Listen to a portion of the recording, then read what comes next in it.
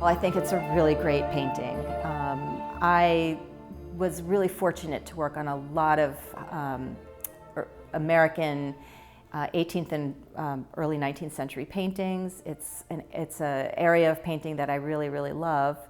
I love the Hudson River School painters, and this is a great example of just a 19th century, like the glazes and the details and the technique. It's all of it is kind of wrapped up in this painting.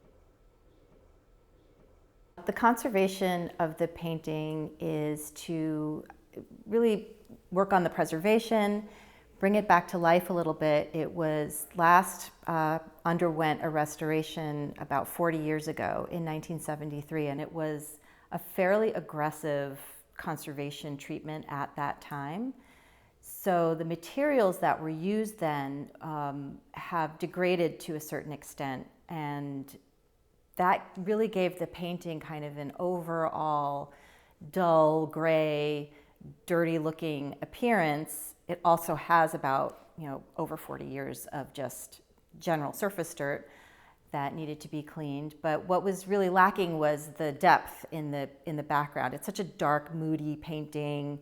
It's glowing. Obviously it needed to be cleaned, both to remove a layer of surface dirt and potentially remove a discolored synthetic varnish layer. And I'm using something called diammonium citrate, which is a chelating agent, and I won't get into the chemistry of how it works, but it bonds to metal ions and to dirt, and I can use these little swabs kind of gently rolling on the surface to lift up the dirt, and it was quite dirty. Maybe dirtier than it looked on the wall, but there was a pretty heavy layer of surface dirt.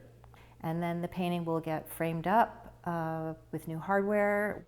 I always discover something new. I mean, I looked at this painting a year ago, and there's so much I didn't see the first time around. And when you get to just really spend time with it and be really up close, you can really appreciate how talented these artists were, and Weir was definitely a very talented and interesting artist.